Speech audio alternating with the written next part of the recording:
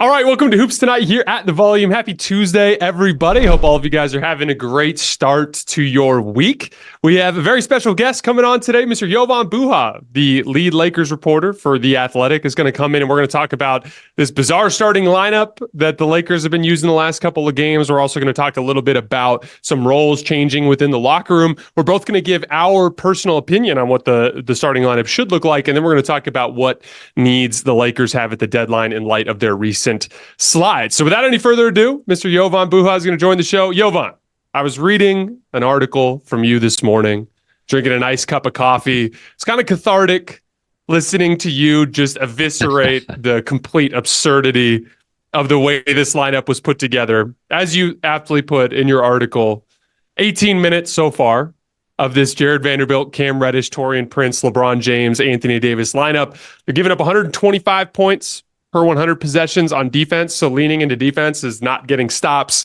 They are scoring just 105 points per 100 possessions, and they've been outscored by 20 points per 100 possessions over that span. But hey, they're rebounding really well, for whatever that's worth. So I'm curious. We've seen behind the scenes, we've seen the references to leaning into their identity and weird comments about Austin Reeves' minute load, even though that doesn't seem to apply to other players on the roster. Have you heard anything internally in terms of turmoil is the wrong word, but is anybody like raising their hand and going like, hey, this is not a good idea. What are we doing? Yes, there have been some eyebrows raised over the past 72 hours or so when the Lakers made this starting lineup change. I started hearing about it Friday afternoon and talking with some people. And at first I just didn't believe it. I was like, there's no way. Like maybe they're putting Vando in because ever since training camp, Darvin has basically said Vando was going to win the starting spot over Taurean Prince. He was going to be the fifth starter again. And that was the way LA was planning on going into the season. But he suffers that heel injury. He misses a bunch of time and, ultimately comes off the bench. But so I felt at some point, once he got his legs back under him, even though really the game before he had just said he's not 100% and still kind of figuring things out, that he would eventually go back to the starting lineup. So that wasn't a surprise to me. And I think with D'Angelo Russell essentially being on the trade block since the summer with the way that the Lakers structured that contract, that he eventually would either move to the bench or just get moved in general. So those two moves in a vacuum didn't necessarily surprise me. But those two moves happening, together did surprise me. Of just looking at the lineup, there is not a second ball handler. There is not a secondary shot creator on the perimeter. And you just can't play that way in 2023. Especially if you are holding yourself to a championship level standard. And I think you saw that in the OKC game. They were +1 in 10 minutes, basically treading water against the OKC group that didn't have Josh Giddey. And frankly, it's not a great matchup for OKC. I know you've covered that. They're just too small for the Lakers. So the Lakers were able to overwhelm them with their size and physicality. But then you see it against Boston, arguably the best team in the league, certainly in my opinion, the best 5-man unit in the league right now. And they just eviscerated them. It was a 12-0 run in 2.5 minutes. Lakers could not, you freeze any possession that's inside the 3-point line, and there's 4 Celtics minimum in the paint, if not 5. And they're cheating off of LeBron and Taurean Prince. And that's kind of another thing here where like LeBron and Taurean Prince have both shot the ball well, but I don't think they still get the respect that maybe their shooting percentages would indicate. So really you had the Celtics, happy to ignore all 5 Lakers at certain points offensively, to say nothing of the way that they were defending Cam and Vando. So just looking at that lineup, it never made sense in theory. In practice, it has been a disaster. And I think the Lakers are going to continue sticking with it for now, just because Darvin Ham believes in it. And he said as much basically post game. But I think it's a mistake. And I think at some point in the near future, within the next few games, they're most likely going to have to go to a different starting lineup. To me, it's such it's a representation of a basic lack of understanding of the way basketball teams operate. And this is crazy to me because you know me, Jovan, I never, ever complain about the coach. I think that often it's just an easy target, especially for fans when they can't really target anything else during the season. And to me, if there's one thing that a basketball lineup needs to do, it's to check all these specific responsibilities, right? And it's no different than like if you were to run out a big goal line package at midfield and you had 7 offensive linemen on the field, you might be able to better protect your quarterback, but who the hell is going to get open? Like, who are you throwing to? You know what I mean? And it's just a basic, you almost are diminishing your returns even on the defensive end, because a couple of things. First of all, when you have guys that are on the ball taking heavier duty responsibilities, the off-ball jobs are easier, especially for smarter players. And so you can get better defensive production out of lesser defensive players in an off-ball role, especially if they're a smart, high IQ player, like Austin, for instance, right? And then on the other end of the floor, I know it sounds crazy, and we talk about this all the time, the idea of setting your defense, but scoring the basketball makes getting stops easier. It just does. It even above and beyond the geometry of the floor when they have to take the ball out of the basket. It's also about motivation and passion, and just when you're getting buckets, you want to sit better in a stance and to fight harder over that screen. And it's about believing in what your unit is capable of doing on both ends of the floor. And like above and beyond anything else, there was no legitimate earning of the rotation spot. And what I mean by that is it's not like Cam's playing so well you have to start him. It's not like Jared Vanderbilt is playing so well you have to start him. Taurean Prince is the one guy in that group where it's like he's taking 8-9 threes a game and he's making 40% of them over the last month or whatever. Like Taurean, at least you can make the case he's shooting the shit out of the basketball. You got to have him on the floor, right? But those other 2 spots, how is it that by default they're going to lesser players? That's the part I don't understand. Like Austin Reeves has had some defensive limitations this year. There's no doubt he hasn't been as good this year. Teams are being more deliberate about attacking him. But beyond any shadow of a doubt, the total two-way impact of Austin has far superseded anything that Cam Reddish and Jared Vanderbilt have brought to the table. So there is legitimately no logical case for putting this lineup out there to start games. And it's frustrating for me because I hear you say things like what you just said a minute ago, where you're like, oh, and I think they're going to stick with it for the time being. Okay, can you elaborate on that for me, first of all? Like, how long do you mean? And also, is he just under the impression that this is going to start working at some point? Well, I think inherently coaches, when they make a decision, because the funny thing to me with this whole thing was we had been asking about a potential starting lineup change during the skid a couple games prior. And Darvin was referencing, I think it was after they lost the 3rd consecutive game. It was after the Bulls game. And, Darvin, we referenced when the Lakers won or lost their 3 consecutive games earlier in the season, that's when you saw Austin Reeves go to the bench and he inserted Cam Reddish. And that was the big change was, this starting lineup isn't working. We don't believe in, Austin and D'Lo can play together.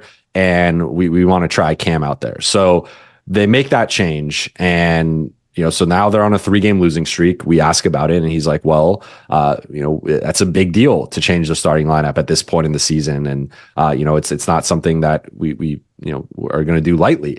So then they lose the 4th game in a row, and then all of a sudden they make this starting lineup change, and I think inherently there's a level of stubbornness that comes with being a head coach, where when you make a change like that, you don't want to give up on it.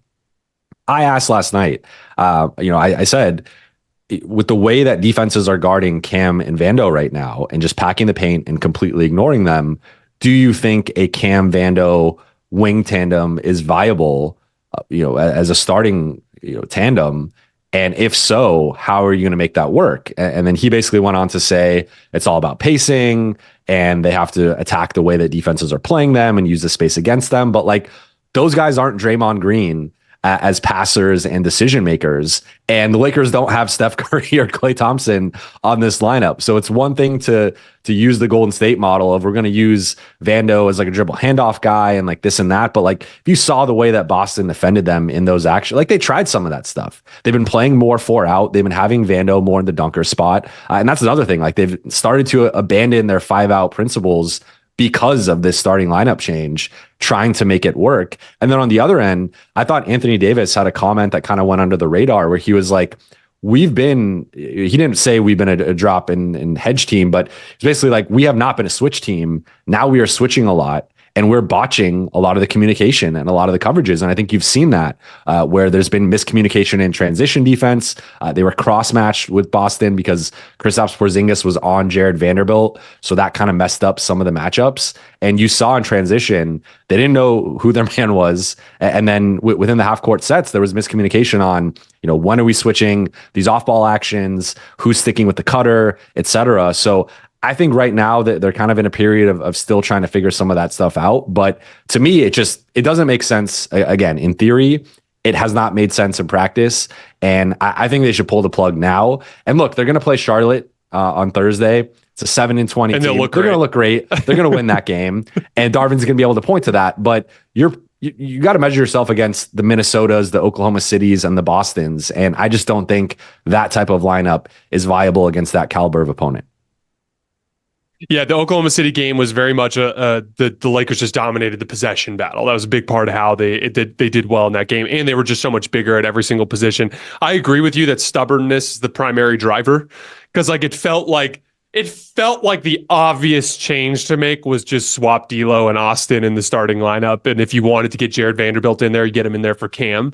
But it almost felt like if Darvin put Austin in the starting lineup, he would be basically publicly admitting he made a mistake by benching him to begin with. And that to me is stupid because that's cutting off your nose to spite your face. You're not proving anybody right. You're blatantly shining a light on yourself that you are being stubborn. In fact, I've always found it more admirable when people are willing to admit when they've made mistakes in situations like that. Austin, by the way, going into the game where he got where he should have been put back in the starting lineup, but they went with Jared instead. He had like over an 8-game span been averaging 25 and 6 on 65% true shooting, like literally playing his best stretch of basketball of the season, including just being an absolute monster in these in-season tournament games. So it was like the most obvious decision that you could possibly imagine for a situation like that. Now, I want to dive more into this concept of switching versus being a drop and hedge team, but I want to look at it through the context of lineup construction. So we're going to come back to that in a minute. What I want to start with is one of my biggest pet peeves is when people are just like, hey, that's stupid, but then they don't provide a counter solution. So what we're going to do today is we're going to have a little exercise where we talk about what the Lakers starting lineup should look like, the pros and cons of constructing them in different ways, and talking about what schemes would have to be used to work with those groups. So I want you to go first. If you were the head coach of the Los Angeles Lakers tonight, or tomorrow night, I should say, who would you put out as your starting 5 against the Charlotte Hornets? So I would start, of course, LeBron and AD at the 4 and the 5. I would go with Austin at the 1, Torian at the 2, and Cam at the 3. I think to me, the pivot point in that lineup comes down to Cam versus Vando. I think you can make a case for either one of those guys. Vando, obviously bigger, better rebounder.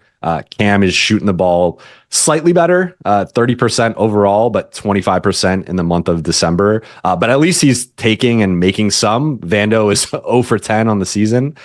So like that's a problem to me. So I would go with those 3. I think Torian, one, he's 3rd on the team in minutes. So like any lineup that is, pitching a starting lineup that doesn't have Torian is just unrealistic at this point. He's a starting lock at this point, and a closing lock, frankly. So I think Torian, shooting 40% for the last month or so, as you said, on threes. I think he's a competent defender, not necessarily a lockdown wing the way that Darvin uses him at times, but I think as like your secondary perimeter guy, that's fine. Then I look at that Vando Cam spot as the point of attack, going to defend the best 1 through 3 guy.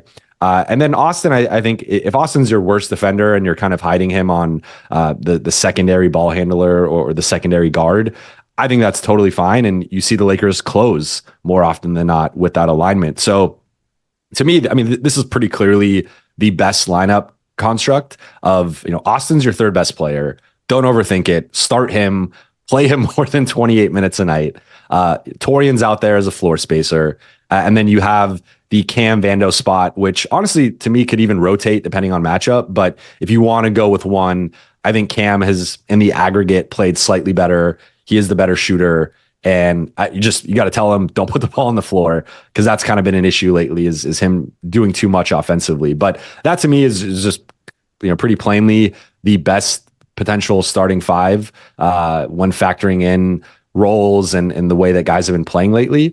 So that's the group I would go with. So I have two lineups that I'd consider, and one of them is basically a switching lineup, and one of them is more of like a hedge and drop lineup. And the hedge and drop lineup is basically the same lineup you put together. Again, don't overthink it. Austin's your best player, or best non-LeBron AD player. So you go Austin, LeBron AD. Torian's the one guy out of all these wings that is doing one thing at a super high level, which is shooting. So you put him in that group. To me, it's Cam is the better option right now, but the reason why I start Jared is I do think eventually he's going to get his legs underneath him and start defending like he did towards the tail end of last year. So I think inevitably in the long run, because Cam, again, there have been these brief stretches where it's like, okay, a 2 or 3 game stretch here where he only takes corner threes and he's focused on the defensive end and he's deeply impactful. But it's been a lot of random BS around that, which has kind of limited some of his effectiveness. And again, like, it's not one of the things I appreciate about Jared Vanderbilt is he knows he can't shoot. So you won't see him take a pull-up transition above the break 3 where you're like, dude, okay, we can get a better shot than that. Like, he's going to go get the ball to somebody that can make a decision with it. So I would go Austin, Vando, Torian, LeBron, AD in like a hedge and drop system where we're trying to keep AD close to the rim. This is the other lineup that I'd pitch. And the basic concept here is you're putting your 5 best players on the floor. Okay. And it'd be Austin, Torian, Rui, LeBron, AD. This would be a switch group. Now, to Anthony Davis's point, switching has ups and downs. The upsides are it stagnates in offense. You get in front of actions, you shut down a ball screen game. There's a bunch of things you can do with switching to stagnate an opponent. Downsides, there can be confusion in switches. And when you botch a switch, people get wide open. That's a big problem.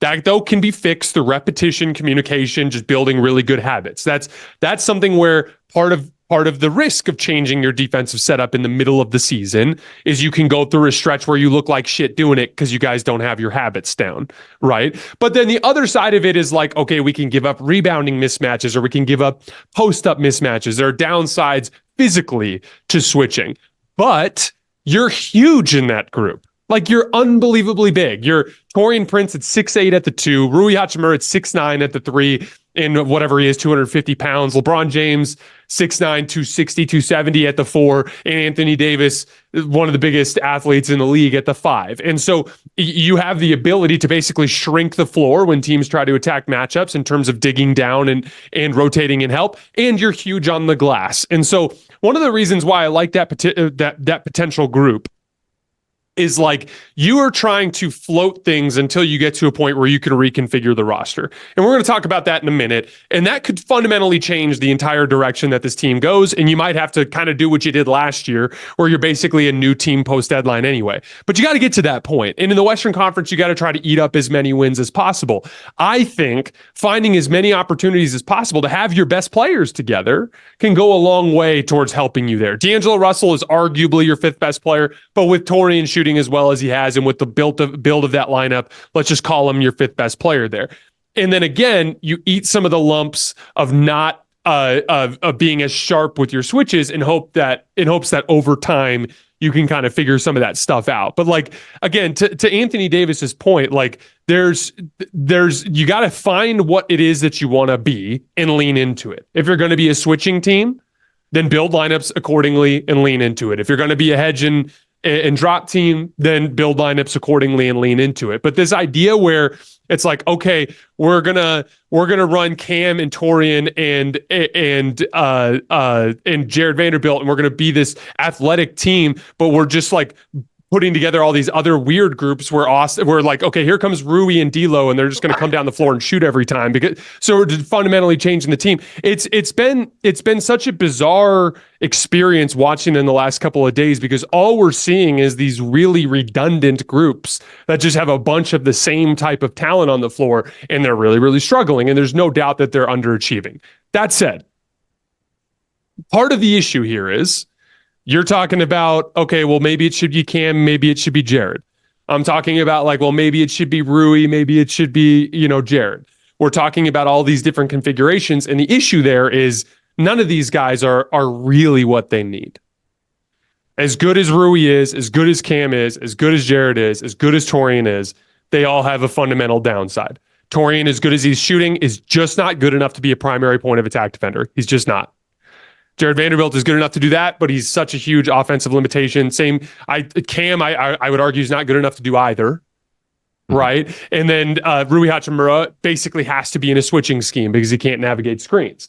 And so that begs the question, like, if this is all going in towards a direction where you need to consolidate these guys and you need to turn them into a specific type of player that works, to me, until Darvin basically accepts that Austin is the one and that you need to upgrade these 2 and 3, it's hard to even get to that point where we're moving in the right direction. So I guess this would be my question. Have you heard anything internally that has that leads you to believe that there's frustration building simply from the standpoint that they can't build functional lineups?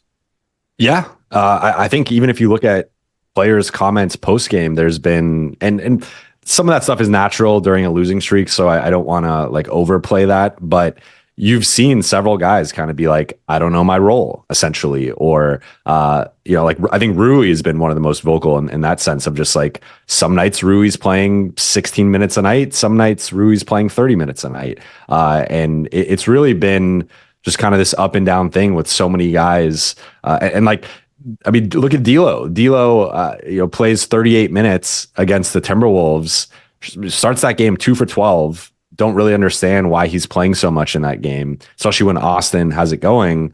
And then he gets benched and plays 18 minutes in each of the next couple of games. So right now, the Lakers kind of continue to use the injury bug as an excuse, in my opinion, of, we're not, like LeBron was asked last night about, how do you compare against Boston, OKC, Minnesota? You guys just went 1 and 2 against those 3 teams, and he referenced the team's injuries. But last night, Gabe Vincent was the only guy that was out.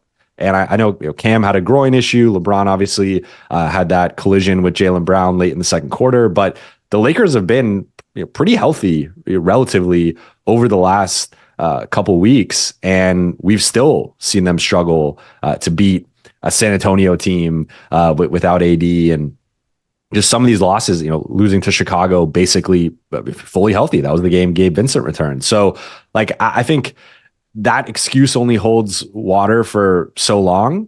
And at some point it's got to be like, we have to figure this out in terms of our rotations and our lineups. And I think another thing that's kind of gone under discussed with everything right now is like, the Lakers wanted to have continuity. That was the theme of the offseason. They said it in every press conference. It was the main reason why they brought the band back together. And that continuity has basically gone out the window, where you won with a Jared Vanderbilt, Austin Reeves, D'Angelo Russell starting perimeter group that has barely played together this season. And part of that, of course, is Jared Vanderbilt's injury. But originally it was, well, Austin and D'Lo can't play together, so let's bring Austin off the bench. Now it's, well, they're playing well together, so let's bring them off the bench together and have them run the second unit. And it's just, it's kind of mixed messaging. So I think certainly there is some frustration internally in terms of, can we just stick with a lineup and a rotation for X amount of games, see what's working and what's not, and stop vacillating game to game the way that it has. And part of that, again, is injuries, and they have had some bad luck, and there have been reasons why certain lineups haven't been able to play as much as the Lakers would like. But part of that's just been, certain guys struggle and they get benched, and certain guys struggle and they continue to play. And I think we've kind of seen now, like Torian and Cam have very long leashes in terms of, like Torian had that stretch where for like 11 games, he was shooting 28% on threes, and he continued to play 30 plus minutes a night consistently. Cam has had some rough stretches, particularly shooting, and he's continued to play. Whereas guys like Austin, D'Lo, Rui, like those guys are fluctuating more. So I think that, you mentioned the consolidation with D'Lo and Rui. I think that's the likely solution here, but it has been kind of wild that night to night. It's really, you don't know what you're getting in terms of lineups and rotation. And like part of that again is injuries, but part of that is just, you got to stick to something. And it shouldn't be this current starting lineup. Well, and again, like leaning into Cam and Torian as much as they have has diminished any sort of continuity, like you're mentioning, because those guys are eating up the majority of the wing minutes. And again, like I like a long leash for especially a skill player, guys like Austin, guys like D'Lo, guys like Rui, because you want them to always be in rhythm. And so you disrupt rhythm by constantly taking them out of games. There's no real upside to giving super long leashes to Torian or Cam, because Torian is basically a high volume catch and shoot guy. And more or less, he's just shooting catch and shoot threes. He's not a guy that's actually breaking the defense down. And Cam, like, I'm not even sure you can point to a single thing that he does well offensively. So like, it's like maybe putting the ball on the floor for a 6'8" guy, he's got a little bit more pop there than some guys based on his pedigree. But like, there's just not a lot that you're getting there in terms of upside. And so again, like I agree with you, like the fluctuations are occurring in the wrong spot on the roster. As far as LeBron and the excuses with injury, 100% agree as well, because the way I look at it, it's like, you're not beating the Celtics as currently constructed when LeBron plays like shit under any circumstances. Okay. You played really well against the Thunder. And again, they're a bad matchup and they've struggled with big teams most of the year. The Minnesota game, schedule loss, tail end of a back-to-back, just a rough game, right? But there's a lot of games in there that they had no business losing. Even if I give you the Chicago one, because Chicago's been playing some good basketball lately, it's like you lost to a Dallas Mavericks team that was decimated by injuries, and I watched you guys not play hard to start the game. You turned it on in the third quarter. Like, I watched you guys lose to a San Antonio Spurs team that literally hadn't beat anybody in like a month and hasn't beat anybody since. Like that's there's no like Jared Vanderbilt's foot's bothering him, so he lost to the Spurs. Like there's that, to me, is not something that I buy into. Some of this is like, when you are trying to float until there's a point in the future where you reorient some things on the roster, you can't afford to lose those games. And one of the things that they did well at the beginning of the year is they lost to the good teams, but they took care of business against those teams. And that hasn't been the case as of late. And I think it's done a disservice to them. All I want for the holidays this year is some NBA action. This week, new customers can score $150 instantly in bonus bets just for betting $5. An instant dub just for you guys. Download the DraftKings Sportsbook app now and use code HOOPS. New customers can get $150 instantly in bonus bets for betting just $5 on basketball. Only on DraftKings Sportsbook with code HOOPS. The crown is yours. Let's talk about this deadline for a minute here, because we've seen D'Angelo Russell's role change. He's only taken 10 shots a game over his last 9, shooting 40% from the field, below 30% from three. He's weirdly important now because of Gabe Vincent's injury as essentially the backup point guard. Although Austin's kind of in that spot too, which again leads you to wonder why the hell the rotation is constructed the way it is. I saw a star trade get suggested today. That was the first one that I've actually liked for the Lakers. I have not liked any mention of DeMar DeRozan or Zach LaVine or any of these other names that have been thrown out there. But Shams Charania reported today that we should keep an eye out for Dejounte Murray to be on the Lakers' radar. Now, I want you actually to go first here. Do you actually view that as realistic? Because I'm wondering why in the heck the Hawks would want 1 first and Rui Hachimura and D'Lo as a package there. Do you view it as realistic? And 2, if so, do you think it's a direction that would help alleviate some of the Lakers' issues right now?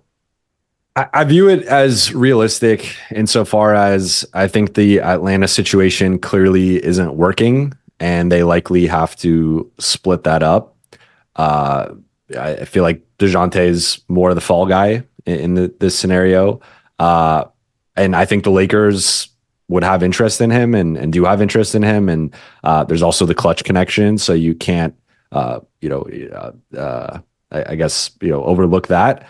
But to your point, like the Lakers just don't have a lot to give up. And I think when front offices admit a mistake, we were talking about it with coaches, but with front offices to admit a mistake. I mean, when did they trade for him? But I don't even remember how it's 2 or 3 years ago. Like I think a couple years ago. So it hasn't been that long.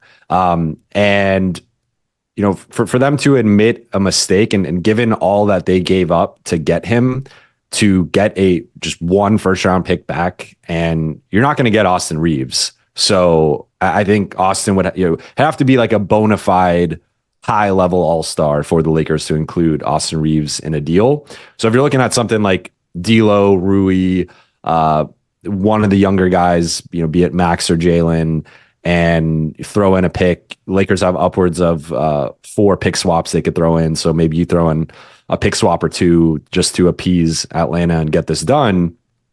Like, is there a better package out there? And I think there probably is for Dejounte Murray. I look at a team like Philly and what they could potentially offer. And Philly and the Lakers are kind of in the same boat in looking for the same types of players, be it an Alex Caruso or whatnot, or more 3-and-D wings. So like a team like Philly can come in and probably offer a better package and a more aggressive package, as we know Daryl Morey likes to do. So I do look at.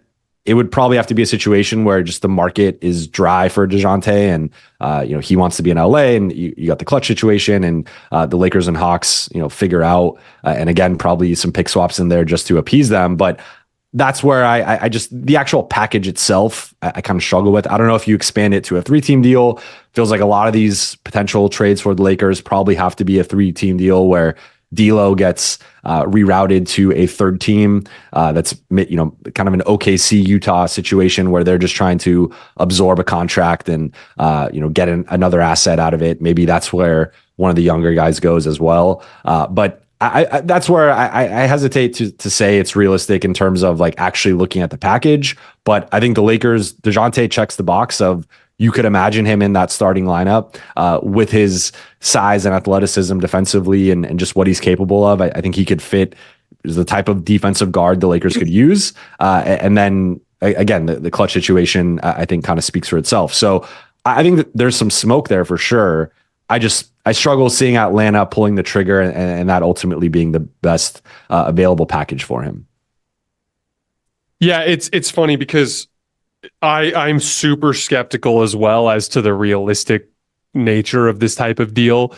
But as I said earlier, it's the first one I really like. And the main reason why is because it's a star, but a star that kind of complements the specific issues that the Lakers are having. We talked about the pros and cons of switching versus dropping earlier. And I am a big believer that ideally, if you have the personnel for it, I'd prefer to drop. And the main reason why is, to me, Anthony Davis at the rim is the best version of this Laker defense. And throughout the history of this team, the best versions of them have basically been teams that allow Anthony Davis to defend and pick and roll. And then the Lakers will switch at the end of games.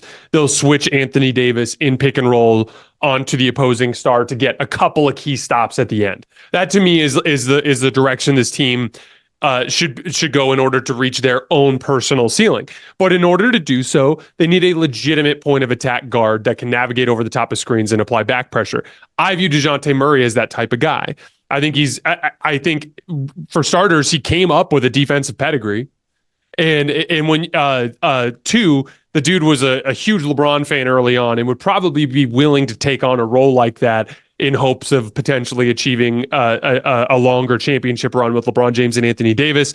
I think he complements Austin Reeves really well in the backcourt. Dejounte was a really bad off-ball player last year, having a much, much better off-ball season this year. fueled in large part by just him shooting the ball better in catch and shoot situations and being more aggressive in catch and shoot situations. This was a guy who looked to drive closeouts a lot in the past. Now he's taking a lot of those jumpers when he gets them. So I think it's like it would be an absolute slam dunk as far as star trades go. That said, I still come back to the same three things. Ideally, you want an upgrade at the 3, an upgrade at the 2, and an upgrade at the center position. And so I still think the most realistic and best case scenario for the Lakers is some sort of deal with Chicago where they get Caruso and someone like Andre Drummond. And maybe that's the deal that probably requires draft compensation. And then I'd look at a team like Brooklyn, and that's the team I'd be calling with Rui. Because the other important part of this too is, what does Rui do for Atlanta? They have the same player basically in DeAndre Hunter. DeAndre Hunter is very, very similar to Rui Hachimura. Pull-up mid-range jump shooter guy, kind of an on-an-island scorer that seems to kind of struggle in the flow of offense. And so, again, to your point, they'd need a third team to even facilitate a deal like that. But Brooklyn has like 3 big, lanky wings that are kind of like more like 2s and 3s. And then Ben Simmons is there 4, and he's been injured basically, right? So they don't have a big, strong forward. They don't have like an actual Rui Hachimura archetype, but they have a guy like Dorian Finney-Smith to go alongside Cam Johnson, to go alongside Mikal Bridges. I'd be looking to potentially make a swap like that, where you're getting a guy like Dorian Finney-Smith, which is basically Taurean Prince with better perimeter defense. And that ends up being an upgrade at that position. If they did something like that, now we're talking about a lineup that could throw out Austin at the 1, Alex Caruso at the 2, a guy like Dorian Finney-Smith at the 3, LeBron and AD. All of those positions make perfect sense. It cleans up some of the rotation stuff, and then you'd have a playoff playable center in someone like Andre Drummond coming off of the bench, which I think we've seen a lot from Christian Wood and Jackson Hayes that has left a lot to be desired in recent weeks. So I still lean like, instead of targeting that bigger type of target, little trades for upgrades at starting caliber positions. You have 2 starting caliber players in D'Angelo Russell and Rui Hachimura that don't start for you because you already have guys in their positions. You have to find a way to turn them into starters that slot into those positions. Do you agree with me, or do you think that they should go big fish hunting? I agree with you. I think it depends on the big fish. I think Dejounte Murray is, as you were implying, going in the right direction in comparison with a Zach LaVine or even a DeMar DeRozan.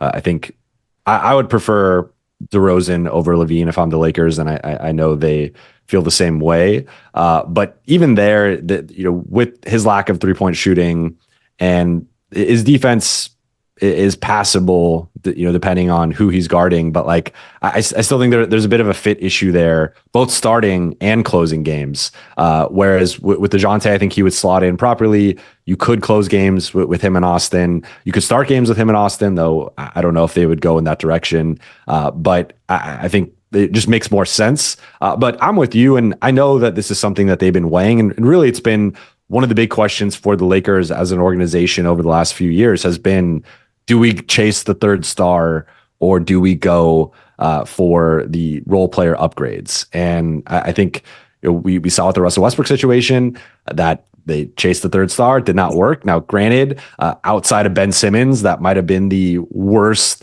third star to pair with LeBron and AD in terms of fit. But it probably was the worst. But so I don't know if that's like the best example of what a third star could look like next to LeBron and AD. Like, I think when they were going after Damian Lillard briefly, like that would have been a perfect fit, in my opinion.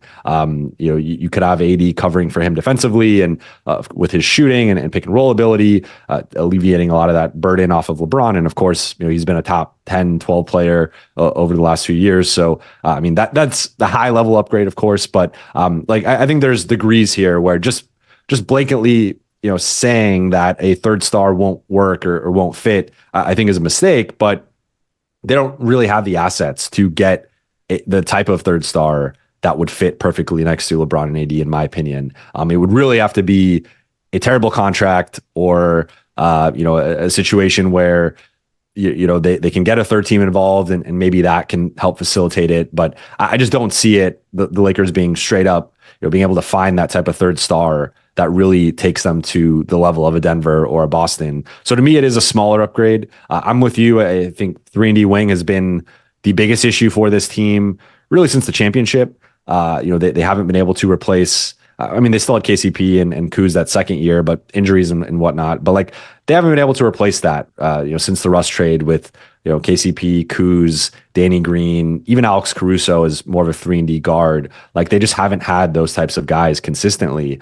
So it's always been one flawed, like Jared Vanderbilt, really good perimeter defender, but can't shoot, and teams just play him off the floor in the playoffs. So I think finding at least one of those guys, if not a couple, if possible, like, maybe you can't get Caruso and you go for Royce O'Neal and Dorian Finney-Smith. And, Royce O'Neal obviously isn't the caliber of player that Alex Caruso is, but to me, it would still be an overall upgrade to the rotation if you could bring both of those guys in. Those are two guys the Lakers have had interest in, dating back to last offseason and even last trade deadline. So I know that those are two guys that they would have interest in bringing in. So I think we're on the same page here in terms of if you can find the perfect third star somehow and make that work and make a miracle, pull it off, like sure, go for that. But realistically, I think it's going to have to be a marginal upgrade in terms of the starting and closing lineup. But that's still very important for this group, is obviously they have yet to figure out what's our best 5-man lineup,